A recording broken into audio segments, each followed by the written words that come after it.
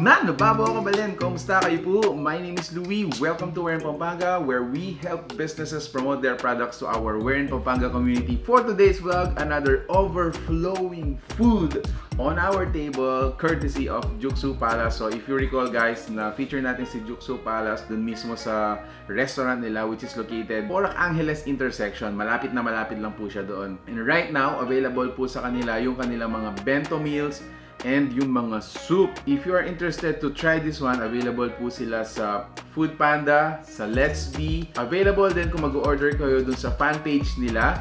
They're gonna deliver it for free. However, meron po tayong minimum of 10 orders.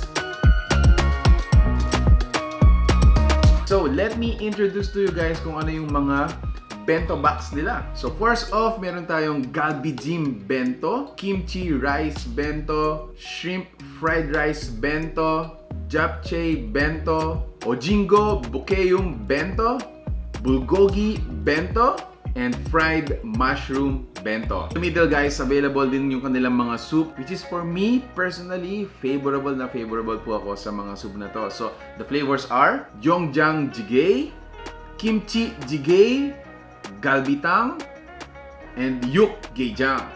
If you notice, sa mga bento box natin, complete meal po yan. We have your rice, you have your main dish, and then meron tayong mga side dishes. Similar to their soup, so meron tayong rice, merong soup, and then yung side dishes natin. So yung mga side dishes natin are customizable. You can request or you can ask kung ano po yung gusto yung side dishes. At the same time, if available yon sa restaurant. Okay guys, hindi ko na matatagalin pa. Sobrang dami nito. And once again, thank you so much Deoksu Palace, one of the pinaka-generous na restaurant na napuntahan din natin. Okay, so this one is the Jeyuk Bukeyum. Ayan. For me, it's a little bit soup based. Konti lang. Parang ganun.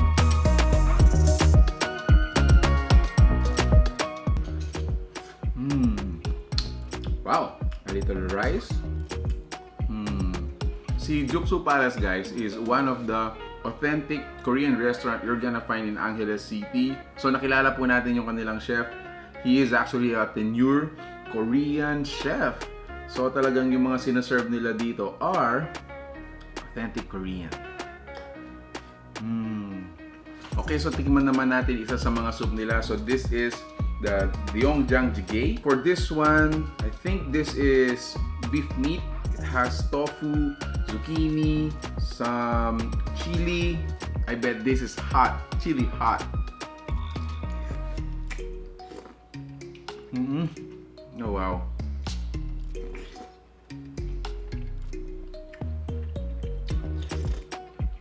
Yaman ha. Okay, so this time meron tayong fried mushroom. Meron siyang plain rice, kimchi, and what I like about dun sa side dish nito, yung parang maliliit na clam. Alright, so let's taste it. So yung fried mushroom natin has a little gentle taste, no? Gawin natin, add ko siya ng kimchi. Wow!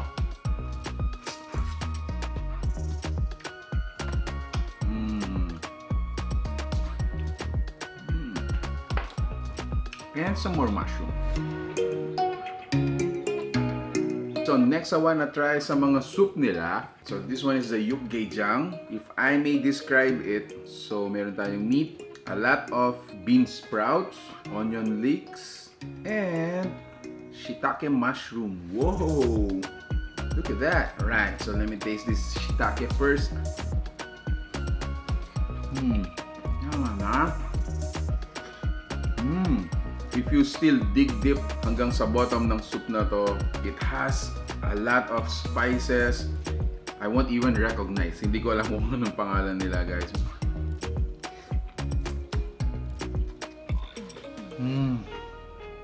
Tama. So next guys, I wanna taste is yung kanilang shrimp fried rice. It has an egg, kimchi, and mga bean sprout.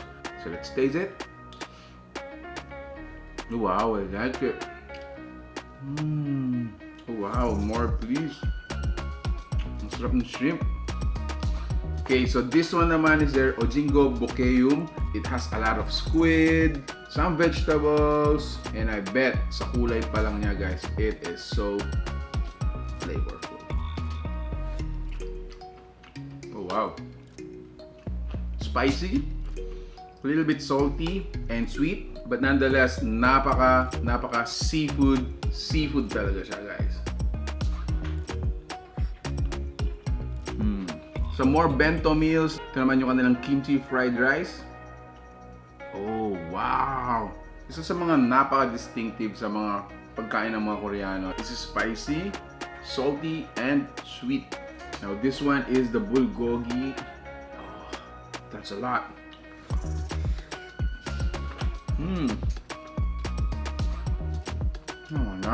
So lastly for this vlog, I want to try this soup. It's called Kimchi Jjigae, but then again, thank you so much Deoksu Palace for being such a generous partner to us. Again guys, more than a review, this is a highlight of their product. So this is Kimchi Jjigae. If I may describe it, again, tofu, lots and lots of vegetables, and then at the bottom, yung pinaka-bottom natin, it has some pork. Ooh, okay. Let's taste it.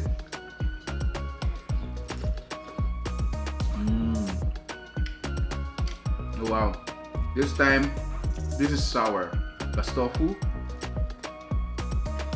So there you have it guys. Thank you so much for watching this video. Thank you so much Deoksu Palace for sending us your meals. Again guys, if you are interested to get this straight to your doorsteps, get them at Let's Be Up, Food Panda, or order po kayo mismo sa restaurant nila through their fan page or the number we're gonna be providing below. So thanks so much for watching. We're in Pampanga. Until our next video.